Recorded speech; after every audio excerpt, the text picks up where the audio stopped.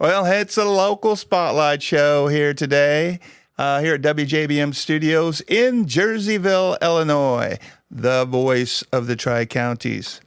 I'm Chris Lorton. I'm your host, and I've got a lovely guest today, Lily Shively. Welcome, Lily. Thank Well, you. I should say PA, right? Doctor's assistant.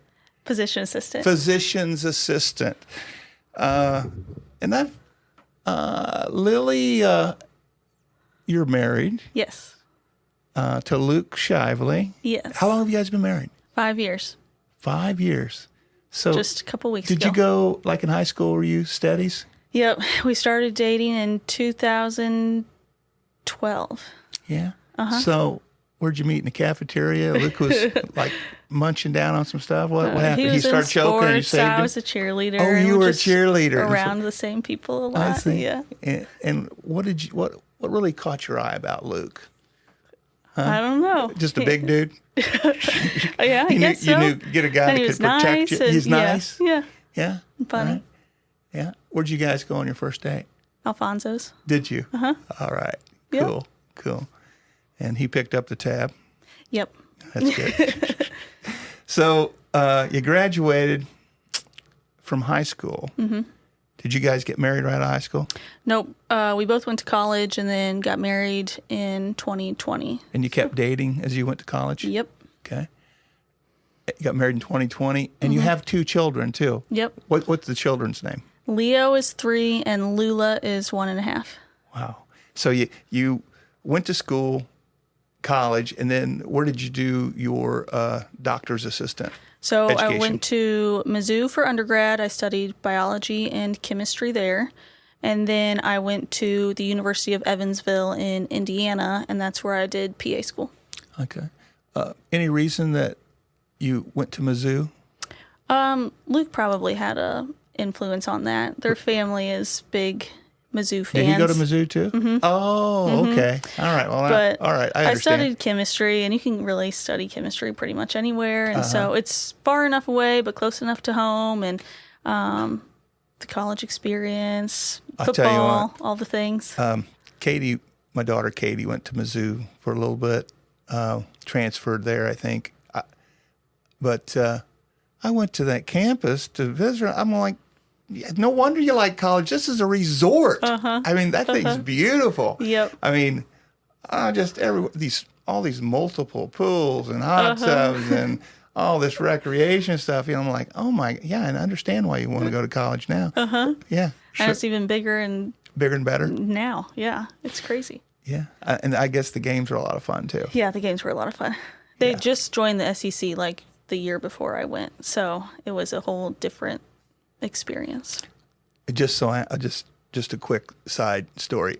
When we moved Katie in to Mizzou, I had George and Michael with me, and so we were just gonna while Brenda and Katie were getting the dorm room kind of arranged and everything. We took a walk, okay, and we walked down to the athletic center, you know, where the football field is. Yeah. And we just wandered in, you know, and we wandered right into the locker room, and we were just kind of wandering around saying hi here. And we came back out, and this guy goes, "Hey, you guys, it's up on the top floor." I go, "Okay." So we get in the elevator, we go to the top floor, and they have this big party going on for alumni. And they thought I was alumni. I'm like, I didn't tell them any different. And we went up there, you know, it's all glassed in around. They had this big buffet, and I told the boys, hey, don't eat too much, right? Just going to check it out and get out of here. So, but we had a good time and came back. And so anyway, that was my Mizzou experience, but I'm sure you had a great one. Yeah, it was great. Yes. So you decided with that, when did you decide that you wanted to be an assistant? I really always knew I probably wanted to go into the medical field. I just didn't know what.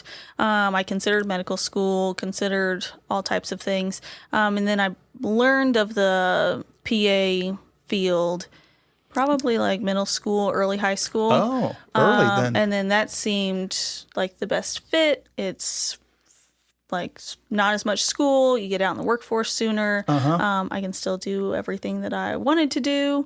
And that just kind of seemed like the route. So I knew going into college that I needed to get all my prereqs to get into PA school. And okay, so 4 years in undergrad, and how long in the other? So I did 3.5 undergrad, and then it's like 2.5 years for PA school, no breaks, and so we just go straight through. It's 4 semesters of school classwork, and then 3 semesters of rotations through different medical specialties.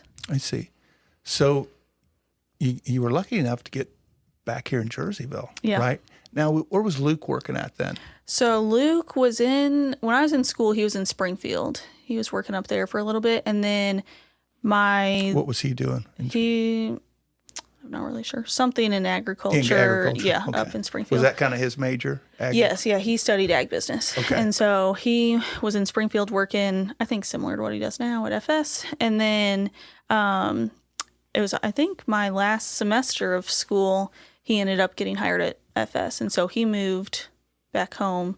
And then I was home after school. And I did my last semester of rotations here, local. And so I was in Alton and St. Louis and stuff. So I was living here.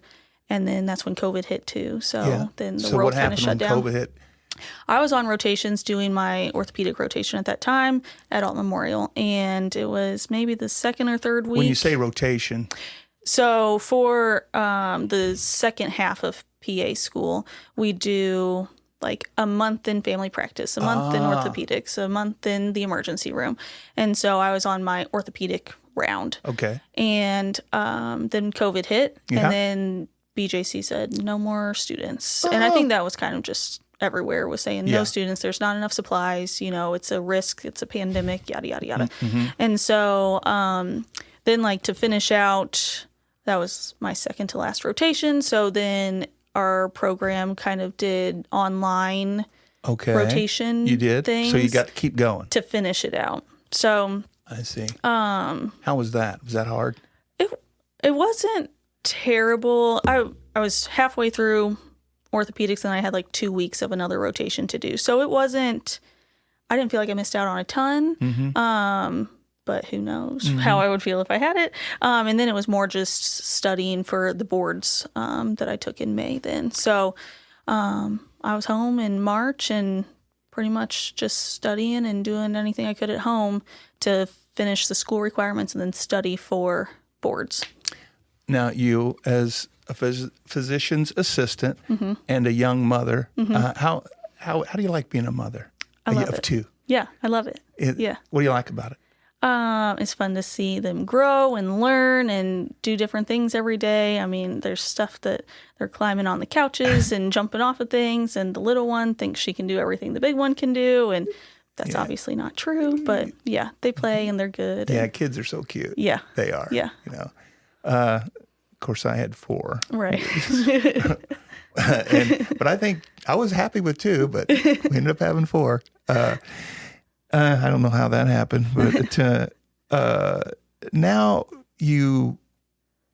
when did you get hired at Jerseyville? So I graduated in May, took my boards, and then I was getting married in August. And so I didn't really push too much to looking for a job. The workforce was kind of weird because of COVID.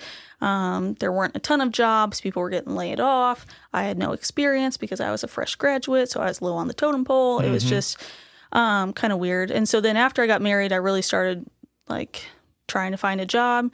And then I got hired at Jerseyville. I think it was like November of that year. So, and then from there, I just kind of worked anywhere they needed me. So you just subbed everywhere. Yep. Huh? Yeah. So maternity leaves or at the walk-in clinic or different up in Carrollton and Root House. Probably a good experience, wasn't it? Yeah. Yeah. It was busy, but it was good. Now you've been 5 years. You've been a physician's assistant, and just a couple days ago, I'd hurt my back like 4 weeks ago, and I've been trying to figure it out myself. Finally, Brenda says, "You've got to go to the doctor." I keep thinking I can heal myself, So I usually go to Dr. Murray, but he wasn't around. So I got you. Uh-huh. And I was so impressed with you. Oh, thank you. You're so smart. And you got right down. And then within now, 2 days later, I'm feeling so much better. That's what we like to hear. And you helped me out so much.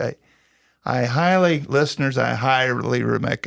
recommend Lily Shively. She's great. She's smart, and she gets right to the point, and she figures some stuff out on you. Yeah. You had me figured out. Oh, good. That's for sure. Good. So I'm out of the pain that I was.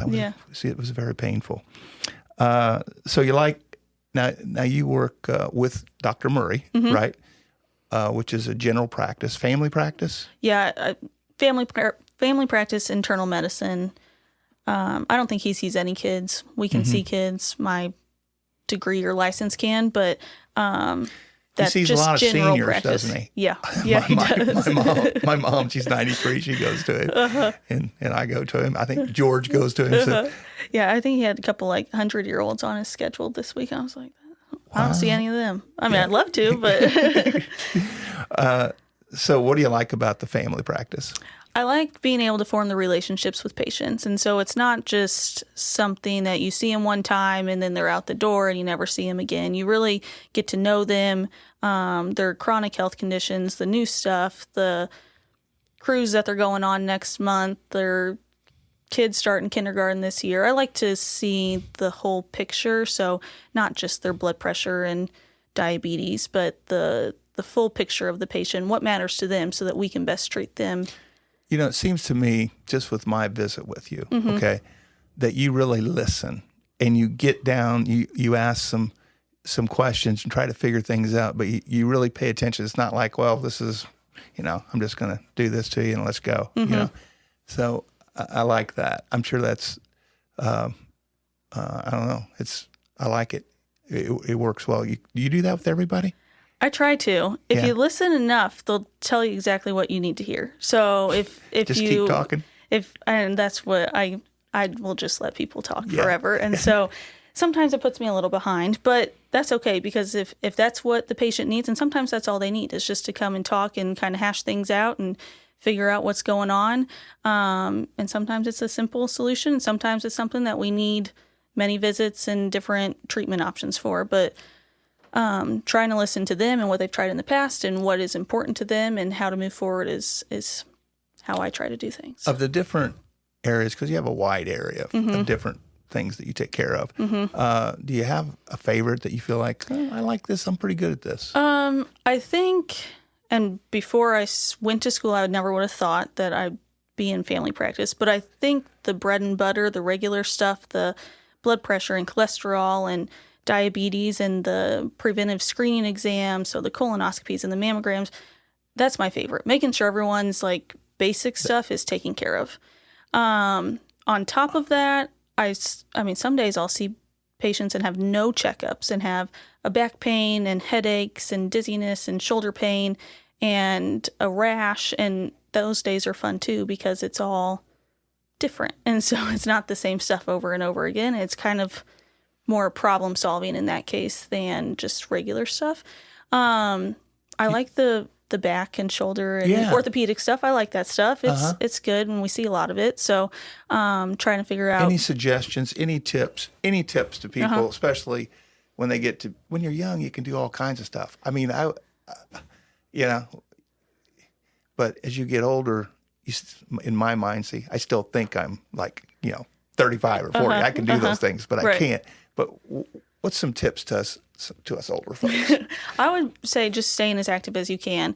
And even if that is simply walking a couple blocks, the power of walking is greatly underestimated. And so just staying active by walking and maybe doing some stretches and stuff, especially if you know you're going to be out doing something more. Of course, summertime people are generally more active, whether that be, in their garden. Or out on the river or something like that, then we're bound to have a little more injury over the summer.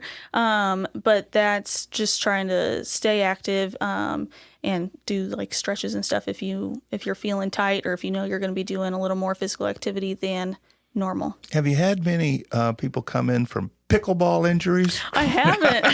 You haven't? No. I think maybe one, but I hear that people are getting injured by Right. Yeah, Brenda blew out her ankle the Oh, other no. day. Yeah. Oh, no. It's better now, but she's like, oh yeah, she's a pickleballer, loves pickleball. Well, I hear good, people good. talking about pickleball. Yeah. I've never played pickleball. no, me either. I don't think I'd be very good at it. Yeah, I don't think I would either. But yeah, a lot of pickleball. Now you said that you kind of like dermatology. Can you? Yeah, I did a whole month-long rotation in dermatology, and some people don't like it because it kind of all looks the same, and how are we supposed to know anything differently and stuff? And I kind of see that too. I like the medical side, of course. There's a whole cosmetic world of dermatology, but like the different rashes and different like skin spots and different things like that, trying to determine if it's something really scary or if it's something benign or if we need to biopsy it or get you to a specialist to take a better look. Trying to get the right creams or medications to treat whatever you may be having. Now you've done this enough. You've seen enough skin, right? Can you? A lot of times, can you just tell as soon as you look at it what the issue might be? Sometimes, yeah. Yeah. What is something that reoccurs as far as all of a sudden when something flares up, skin related? What is a common theme of what's going on? So, like, eczema is super common. What? Eczema. Eczema. Which is right. What's that do from? It's kind of like a fancy dry